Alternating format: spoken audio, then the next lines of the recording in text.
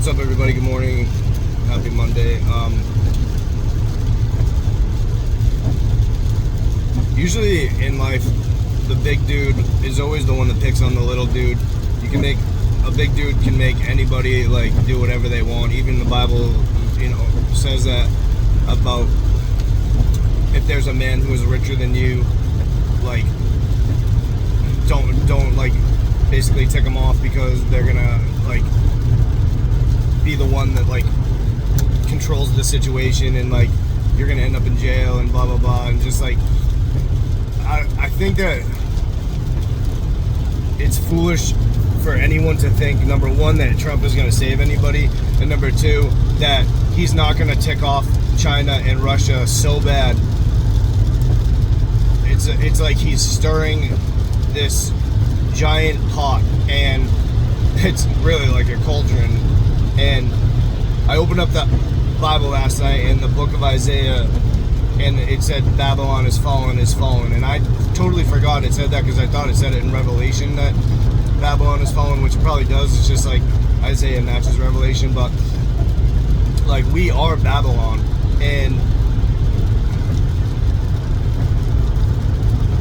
eventually China and Russia are going to be so ticked off at our country, and if something happens to Trump where he's not the one in charge anymore, and we've already laid in place all these things that have destroyed China. Even one of my close friends, Jody, from the channel, said that like she remembers seeing like it say that like the merchants from other countries will cry like when Babylon doesn't buy their goods any longer and stuff like that. And it's like I've watched several videos yesterday, and she did also, of like Chinese factories crying right now because all their goods are going to have to go to other countries for way less, and they're just not going to be able to make it anymore. The average Chinese worker, factory worker, makes $300 a month like 10 years ago, and now they're making, like they were before tariffs, they were making like $1,250 a month, which for them is a lot of money.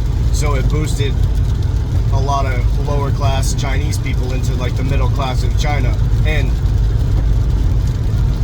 so now even Apple is going to India to produce the iPhones because of the tariffs on China, because Foxconn can't make an iPhone and have us in America buy it for $4,000, so they got to go to India for the labor. And India's logistics aren't the same as China. Like China pumps out way more tech people, surprisingly, than India does. So it's really not. India's not set up for the same kind of logistics that China was, and so there's a lot of things happening on the world stage right now. And it's interesting that it says Babylon is fallen, is fallen. There's a new anime that just came out, which is called Lazarus, which is actually kind of telling as well, because Lazarus, as you know, is the best friend of Jesus that got raised from the dead. And even death and Satan talk about Lazarus specifically when Jesus is coming down to the underworld. They say that Jesus must be God because they can feel, death could feel his presence. He could smell him coming down to the underworld, and he knew that it was God. And he said it must be God because Lazarus flew out of my bosom, it says, which is Abraham's bosom where all the saints were held. It says Lazarus flew out of my bosom like an eagle, it said. So the only person that would have the power to do that is God. And Jesus brought back Lazarus from being dead for 4 days. So this new anime that's made, called Lazarus, that's made by the guy that made Cowboy Bebop, which was like one of the greatest animes that was ever created back in the 90s. It's like 26 episodes, I think, and it's like it was just like, even to this day, it's probably the best. Like they can't copy it, make it something better. It's just the best that there is. And maybe like Samurai Champloo and a couple other ones are probably on that level. There's some other ones too, but like this creator of this anime just made a new anime called Lazarus, and in it there's a pill that everyone takes, and this pill was supposed to make you not feel any pain anymore. And the reason this doctor created it, everybody thought, was so that he could help mankind, but it wasn't that. What he was doing is he was showing everybody that all they care about is their own pleasures anymore, and he calls himself the seventh trumpeter, which is of Revelation. And so in this main city of the show, it's called Babylonia, which is Babylon, and all these people took this pill, and they find out 3 years after they all took it to get rid of their pain that they are gonna die. And so he says that once he exposes that everyone's gonna die after 3 years, that the reason he did it is because if you don't feel pain anymore, then there's no point to life anymore. And Jesus says this. He says that it is only through pain of life that you will enter into the kingdom because of the fall of mankind. And Jesus himself experienced the worst pain that any of us have ever felt before. And not only that, but he didn't deserve it. He was the only one that didn't deserve it. Even Satan and death said that too, that what have you, death said to Satan, what have you done? You brought an innocent man down to death. Why did you do that? You just took all our power away. And so right now, in this real world that we live in this real world, like you see things on the news and you see things in the Bible and you see things all over the world and you don't realize it's real in your life. And right now in the underworld, underneath our feet, exposed, is the gates of hell. They're broken open and they can't be replaced and they can't be fixed. The gates of brass that are mentioned all throughout the canon, and the cross of light, Jesus' cross of light, is planted there as a sign that we are powerful through Christ. Even though we seem like we are, nothing, and we're destitute and we're poor and we're broken, and the kings and the popes and the people that are high and mighty have all this power, but it's not true. It is only a illusion that they have power, because money is an illusion. And soon, very soon, we are all going to have to suffer, but it is going to come out the other side as we are the victors of this world. And when I bring up the fact that, this world is real, and like there's things that you see on the news and stuff like that that happen that you don't realize it's real, like that it's real stuff in this world. Like, I'm going to Bradford, New Hampshire to work today. That's where they found, I'm working 8 miles from where they found Ghislaine Maxwell.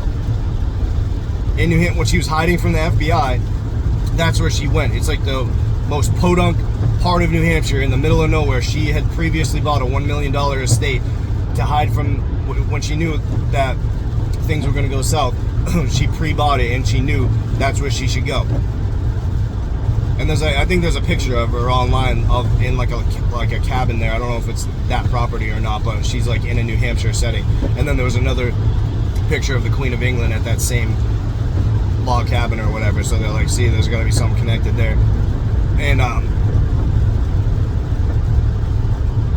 going back to Lazarus, the anime. In this anime, there's so many telling things because it takes place in the future. Number one, drones are very prevalent, like in daily use, super high technology. And in the 4th episode, they go to this club, and in the club, all the people, to get into a certain area of the club, they all have a digital tattoo. And Google has said that they are going to have like a Hitachi microchip that is placed on top of your hand. And I personally think that the Mark of the Beast is going to be the RFID chip, but which will be implanted. But they could probably use either one. They probably could use the implanted RFID chip, which runs on a lithium-ion battery, which charges through the movement of your body and the heat exchanges of your body. So like the only place that your body creates enough heat changes during the day to power that battery is in your hand and in your forehead right below your hairline, which the Bible predicted would be the case. So I don't know how the battery charges on the digital tattoo, but many people have said that the internet of bodies which is going to be 6G technology, and all human beings that have done a certain thing a couple of years ago are already on a list that a Russian hacker found that is checking their signal on their body, and they are giving off a signal. And it is said that the people that have done this no longer have ownership of their bodies, because you can't patent a human body, but you can patent somebody that's not a human any longer, because they are transhuman now.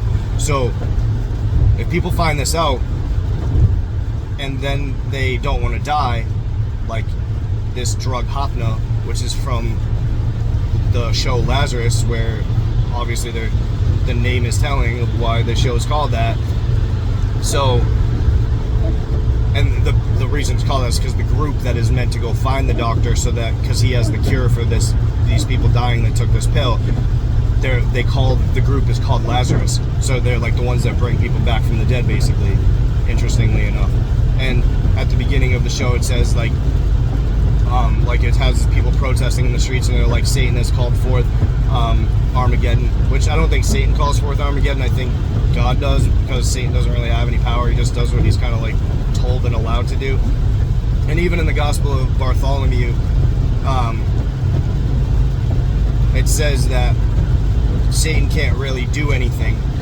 He has 600 officers that are underneath him, and they don't really do much either. They just stand and tell other demons what to do. And that's what I told people that I've seen before, is I saw that whatever that creature is, that's probably one of the 600.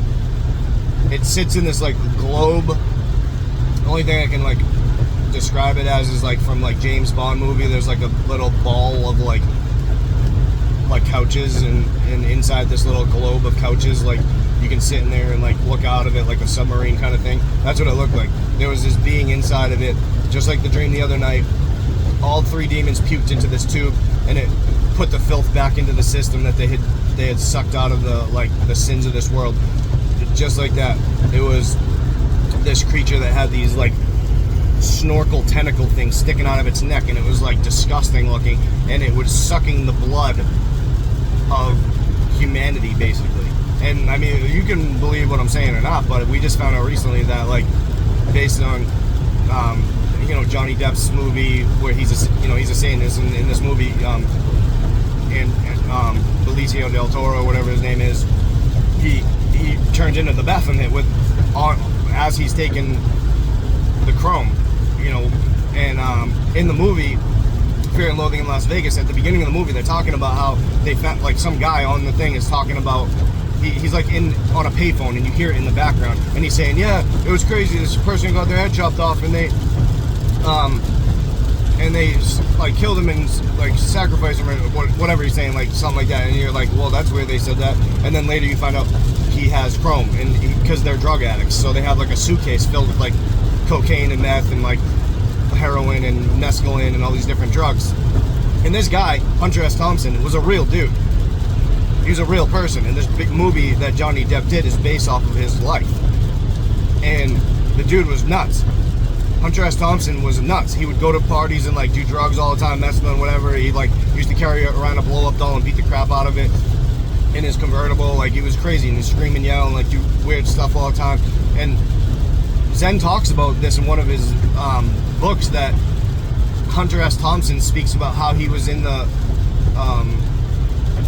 the California forest near Bohemian Grove, and he saw like horrible things happen to this little kid, and then they took the dead body and threw it out of a helicopter, and these dudes in black robes grabbed the body and did whatever with it. And Hunter S. Thompson saw that from the helicopter, and he reported on it. And so what I'm talking about is like, these are the things that are the wickedness in the high places that Paul talks about, and you don't realize that this is what they do in secret, and you don't realize that when Babylon does fall, this is why it fell. It's not because God doesn't love you and he doesn't want you to have a home and he doesn't want you to be poor, and it's not about that.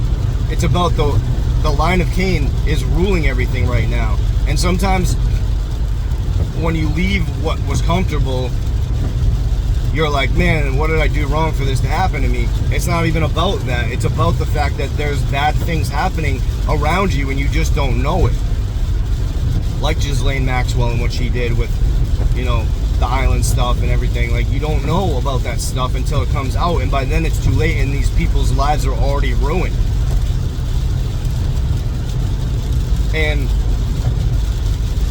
supposedly, one of the people that was going to testify in the case against the Crown of England, she was 41 and she just killed herself.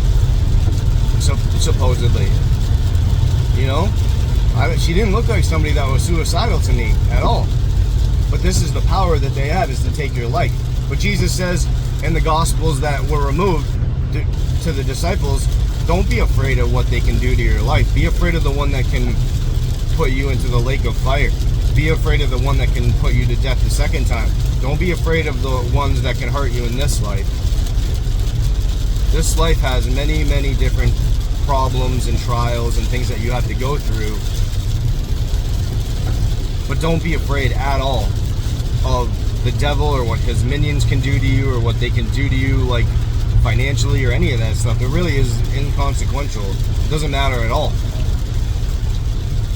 It just seems like it does, and it's terrible to live through, but it's really not that. It doesn't mean a lot in the grand scheme of things. We're living in the last days of human life on this planet, on this earth, on this flat plane, whatever you want to call it. We're living in the last days of that. 6,000 years were given over to mankind, and it says that in the Gospel of Bartholomew. I'm referencing it because I read it last night and I couldn't believe the amount of things that it says in this book.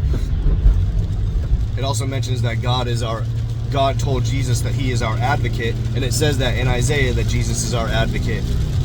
Even Jesus himself said, woe is it to the one who needs an advocate.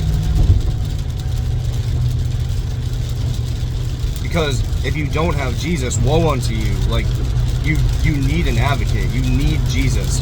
Everybody needs Jesus. They just don't realize it.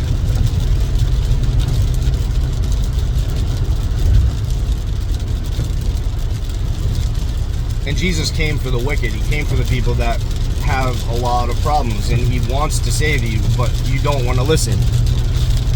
But you should listen, because it behooves you to do it before the 6,000 years are up.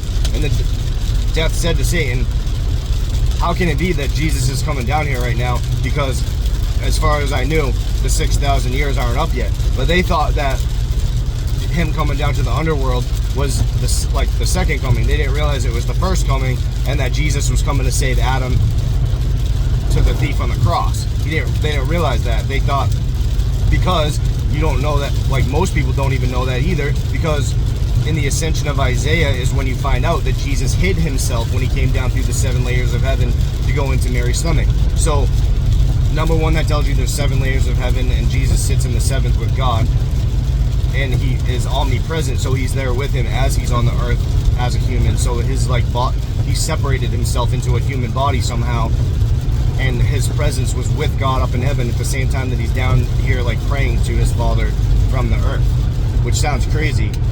And I've even seen people making fun of that, like, I'm praying to myself, like, type of thing. You don't understand it, and why would you make fun of something that you don't understand? And it's like a precious thing that belongs to those of us that believe that it's true. Some of my friends even have made some horrible comments about, they're not my friends, they're like acquaintances, but they've made some horrible comments about Jesus Christ and God, and they don't realize what they're saying, and they're going to be held accountable for those things because they don't ask for forgiveness, and they don't want to be forgiven, and they don't think they need to be forgiven.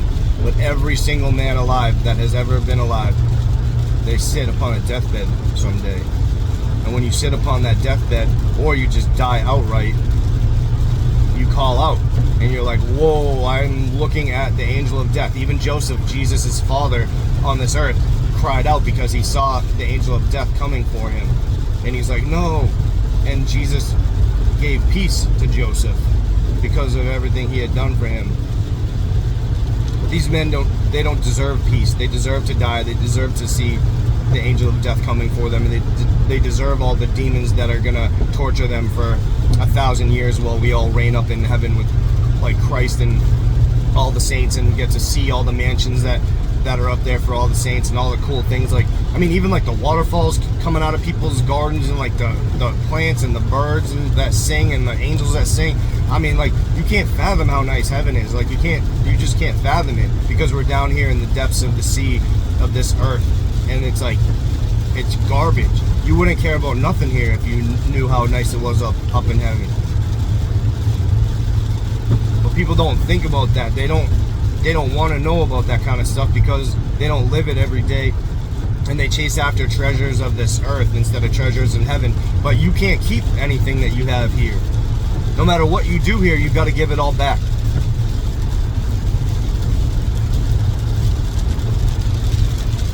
It also says in the Gospel of Bartholomew, which I found later on, I believe it's this Gospel, is that, I couldn't remember where I found it before. Everybody asked me about it forever, and I couldn't find it. But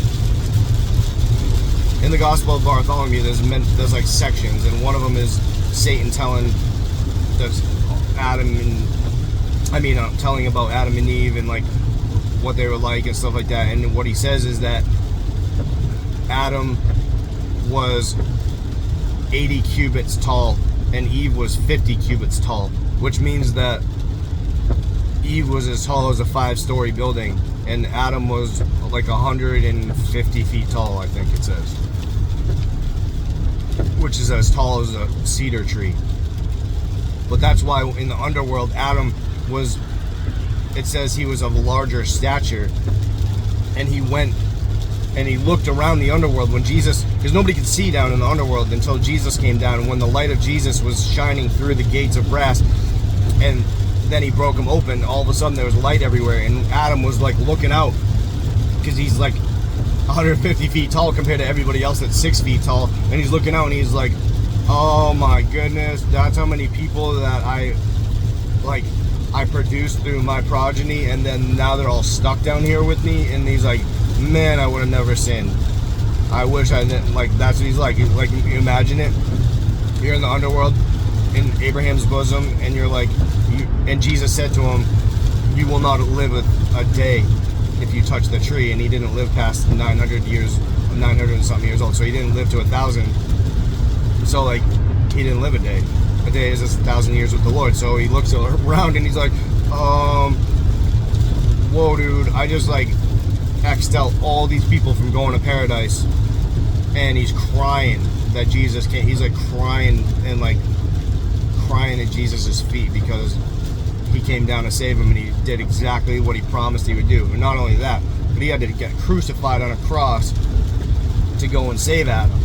And all the things that Jesus cried out on the cross, he was crying out for Adam's sake, not for his own sake. Jesus is God. He's not like being like, and even Satan says that, death says that to Satan. He's like, if he was crying out on the cross, Father, like, save me and all this stuff, then he must have been deriding you, which means he must have been making fun of you. But it wasn't that. He was saying that, like, all the things that he said and did and everything was for Adam's sake. He loved Adam. He loved his creation that he made, and thus he loves all of us too, because he died for all of us, not just one of us. And someday, very, very, very soon, we're all going to be praising Jesus in heaven together. We're all going to realize why all this happened to all of us, and we're going to realize all this stuff. And the chances are that you're going to realize a lot of the stuff I'm saying before Jesus even comes back the second time, because everybody's waiting for a rapture to happen, but nobody ever asked God if he has more to teach us before he comes to get us. Did anybody stop to think that there's other stuff that he hasn't ever told us yet? That because people were just so encapsulated in this earth and the things of America and the things that they can get, and their knew this and knew that and all that. Did anybody stop to think that Jesus might have treasure to give to us in these last days before he comes back, so that our hearts and our souls can be prepared for him coming back in the clouds? I don't see anybody talking about that hardly at all.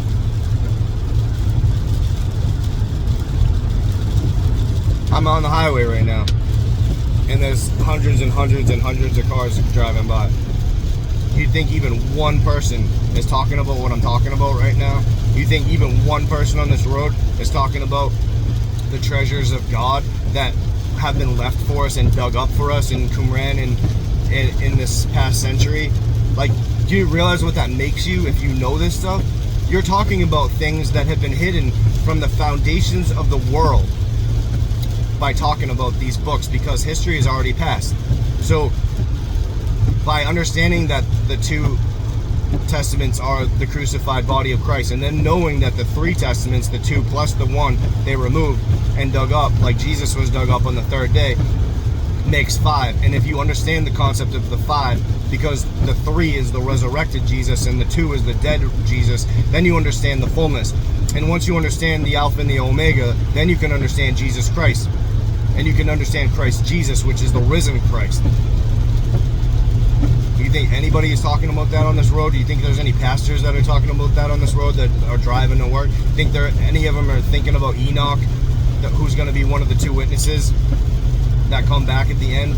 No, because they think it's Moses. Why? Because they're fools and they don't read the books that were taken out. Why? Because seminary and the powers that be that are part of the religious priesthood told them that those books don't mean anything.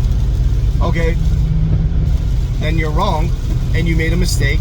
Turn around and ask for forgiveness and start preaching the gospel in truth and in righteousness and all the things that come with knowing that these books are meant to be given back to us at the end of time. Stop caring about the fact that you're going to lose your church and you're going to lose your followers and all these things. Who cares if you lose all that?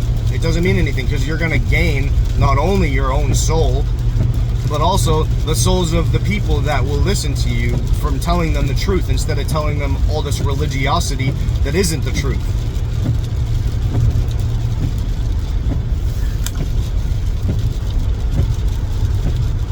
There was just a huge procession today of the King of England and his children and all their kids and blah blah blah, like going up and congratulating all the veterans and all the people that fought in the war and stuff like that, in World War II. And are you kidding me? They're the ones that sent you and your daughters and your grandsons that never got a chance to have children to that war, so that they could profit off of you and have golden palaces and stuff like that, and cooks that make their food, and like they treated you like cannon fodder, and you're out there shaking their hands and thanking them for having you to their palace when you're the kings and they're really the wretches. Is that really happening? Okay.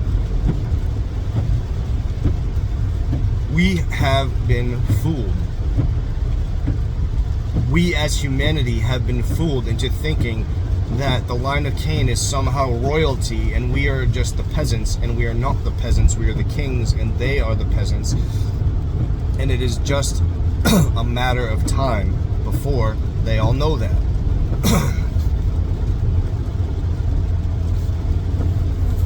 Very, very soon. And I mean like in weeks, days, as fast as it is where you see in a zombie apocalypse movie that it starts to trickle in that this like virus has caught on to like, and it's taken over train stations and all these different things. That's how fast it's going to happen, that you start to realize that like all these people are not who they say they are, and that the books they told you not to read and they called Gnostic are actually the books that you should be reading to save your soul.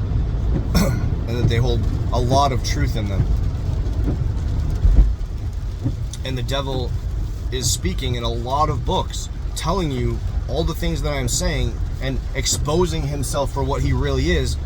And they took the people that are his children, have taken these books out so that you don't know this. They don't want you to know who you are. They do not want you to know the power that you have through Jesus Christ. They just don't want you to know it. And they want you to die before you know it. So they put all these things in place to kill you, so you die before you find out the truth.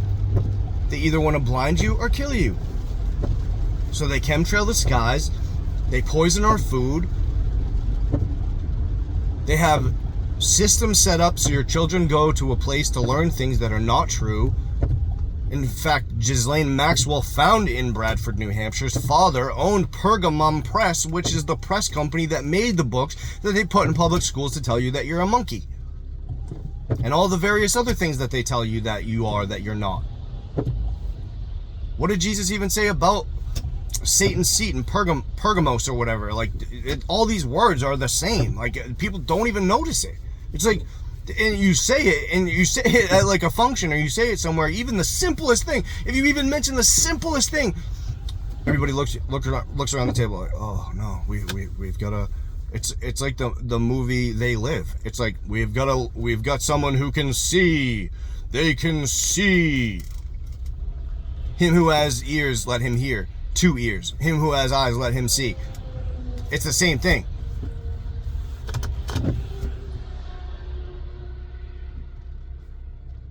As soon as you know these things and you can see all this stuff,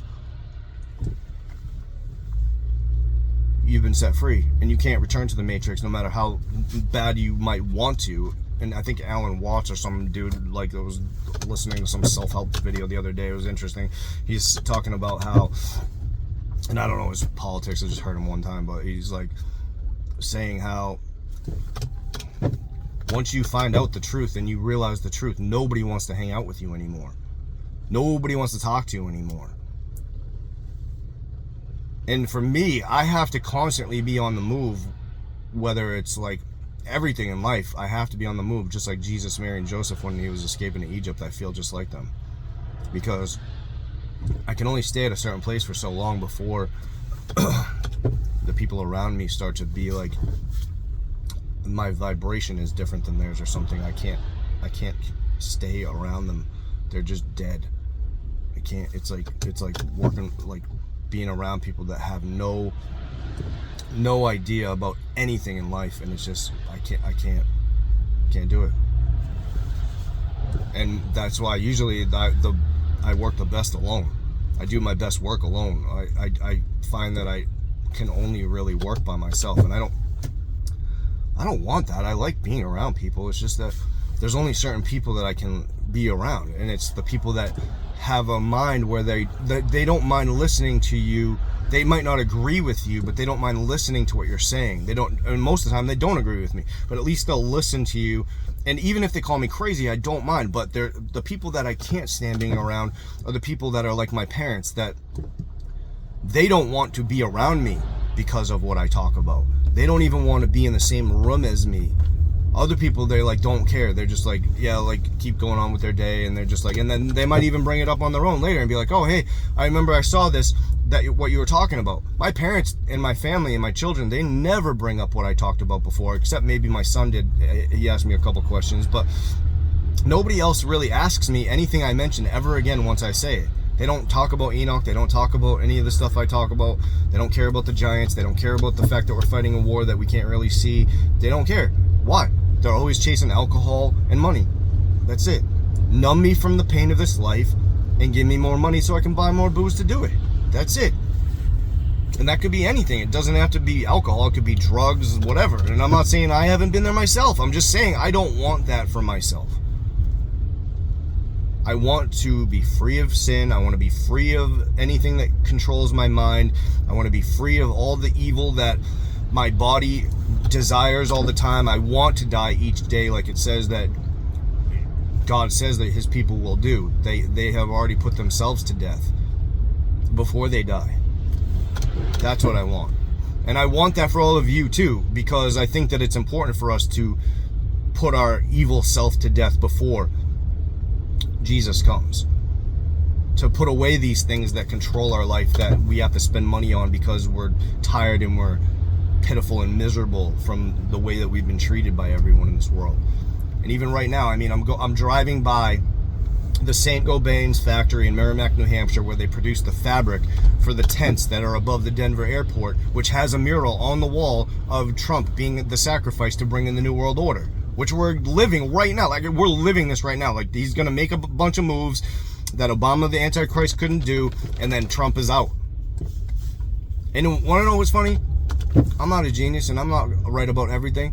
I thought, honestly, the Pope was going to be alive until the end. I thought he was going to be alive until the very end, and he was going to be part of the whole thing. But then I was thinking, well, maybe he wasn't the false prophet. Maybe Muhammad is the false prophet, because Islam is the one that's going to take over all the Christian lands before the giants are released from the north. And all that did is prove the other theory that I had. So, like, I'm not saying that I know everything. I'm just saying I'm always thinking about these things. You know? And that doesn't mean that the Pope didn't put in place a lot of things that the world is still pondering and changing, and things that are evil and things that are not good for this world. You know what I mean? He changed a lot of things that previously were not cool. Like, for one, that I could mention, is that Jesus talks specifically about divorcing your wife, and that you shouldn't even take a second wife unless through whoredom. But the Pope made it okay to take on a second wife or a third wife or whatever, as long as you have it annulled through them, which gives them the power of God. It's not about, they don't have power to do anything. The Catholic Church is made up. It's a set up farce, and they worship idols. And it, even in Isaiah, it says that too, that, oh yeah, you're God. You think that you're God. Okay, then go do something. Take your idols and have them go do something. Have them create something. Have them make something. You serve blind idols that have demons inside of them, and you don't even realize that's what you're worshiping, and you think that they're going to save you. It's ridiculous. I don't know if you can see it. Right over there on the left-hand side, there was a gigantic building right where you see the trees. Huge, massive. And those two signs that are empty right there, those both said Merrimack St. Gobain's. And that's where they created the fabric for the Denver airport, the tents.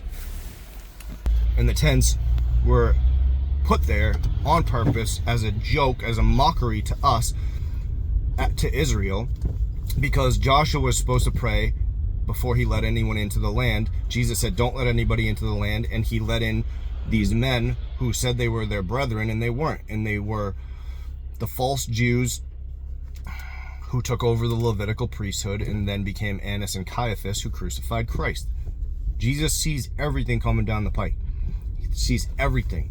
And we need to put our faith in Jesus because he has that ability to see the future, and we don't. And we need him to protect us as we're going down the river of life.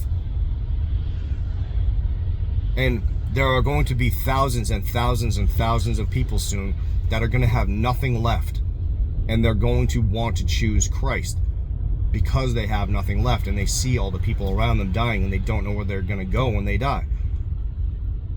It's either that, or they're going to entirely hate God for what they think is his fault, and yet it's not his fault, it's the devil.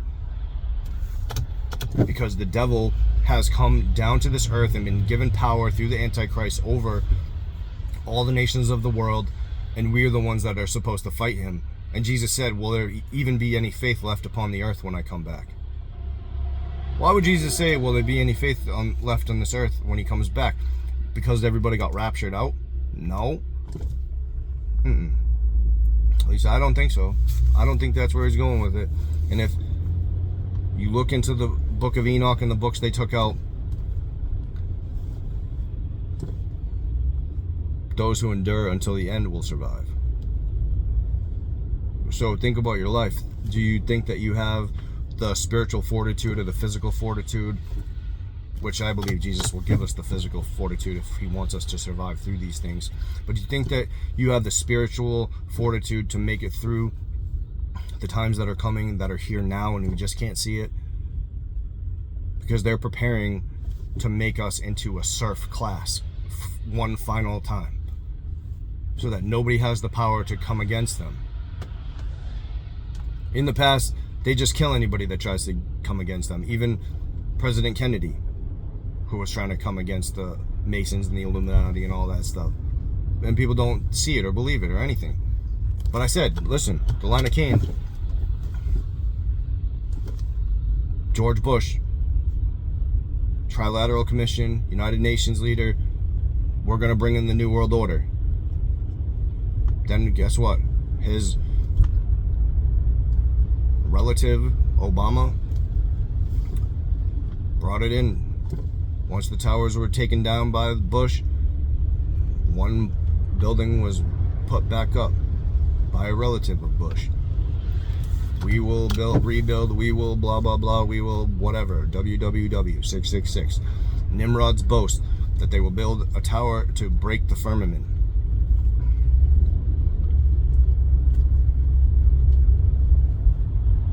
And it just happens to look, the One World Freedom Tower, One World Freedom Tower, New World Order, One World. See it? See it? One race. And they have already made it so that half of the human beings on this earth took something that changed their physical DNA. So how many are there left now? Half the earth. And how many of that half of the earth are going to choose the next thing that they come up with? Who's going to try to save their life? Don't try to save your life. Don't do it. Let Jesus save your life. So God bless you guys, and have a great day.